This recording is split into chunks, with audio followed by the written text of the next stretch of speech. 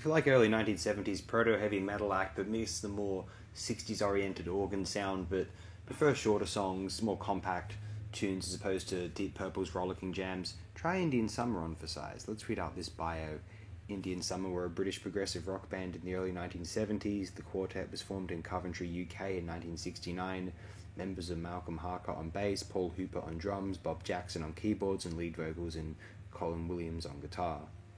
Their manager was Jim Simpson, who was managing Black Sabbath at the time. Simpson signed Indian Summer with the same production team to record their first and only album. This self-titled album, Indian Summer, was released 2.5 years later in 1971. Indian Summer disbanded in the beginning of 1972. They were emerging into that 70s sound, I suppose, but they were still rooted in being a 60s act, obviously. Prog Archives has a bit more information. These four musicians came out of Coventry and made one sole album released on the rare Neon Records. Other releases of interest to prog heads on that label would be Spring, Taunton Macoute, but did not manage to promote their artists correctly, although Indian Summer had the same management as Black Sabbath. Their album consists of fairly long numbers of much KB-driven hard rock and lots of instrumental interplay, a typical release of the times. Though the band could be placed among the likes of MK2, Purple, or Uriah Heep, they managed to have a sound of their own. This is a basic quartet: Harker on bass, Hooper on drums, Bob Jackson's KB in vocals, and Colin Williams guitar, but they have enough tricks up their sleeves to keep you interested and enthused throughout the album. Indian Summer is highly recommended to prog heads who are in love with the early 70s and wish to delve deeper past the classics toward finding smaller gems such as this one. That's Hugh Chantrain from Belgium who's written that. When I say the songs are compact, I also mean that they don't relish in being uber up-tempo and virtuosic. It's all in the purpose of building mood. They're like longer Black Sabbath songs. They never quite up the tempo to a thrash speed, except on Symptom of the Universe. Or some Sabotage tracks, you could say. Maybe Never Say Die as well, or Paranoid, you know.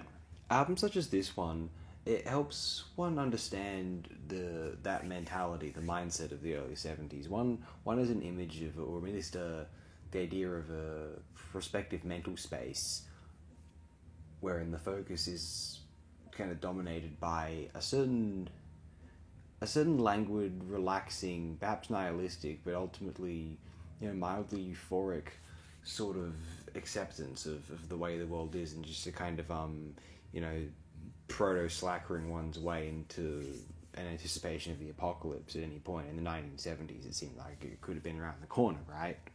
Of course, this is from the late 60s, and yet it seems to fit in with the vibe of the kind of music that people were listening to in the early 70s, and there's no reason people would have thought the world wasn't coming to an end toward the later 60s when the dream was kind of dying.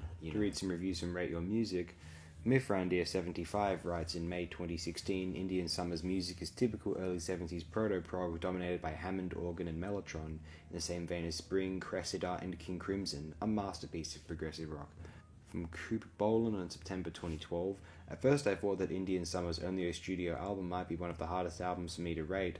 I've listened to this record through so many times, but after all these listens I'm still having difficulties to decide between 4.5 and 5 stars. This is a very high quality progressive rock album, that's for sure, but is it really worthy of 5 stars rating or not? There is a clear difference between an almost perfect album and a totally perfect album. Oh, who cares, dude? The short-lived UK band delivered some of the finest progressive rock songs of the early 70s in this album. All of the songs are their own material. I really can't name any clear highlights because the whole album is so overwhelmingly strong. The instrumental work is fantastic, and I really dig about Bob Jackson's vocal job too. This album actually doesn't have any weak spots. Time travelling to the period that was between 69 to 71 might not be truly possible, although in order to get a gauge as to what that might feel like, Indian Summer by Indian Summer is probably as easy and as harmless a way of doing so. Feel free to offer any other wholesome ideas, at least. Anyway, consider this video promotion of the artist Indian Summer and their 1971 release Indian Summer. Do check it out if you're so inclined. You may find a lot to dig about it.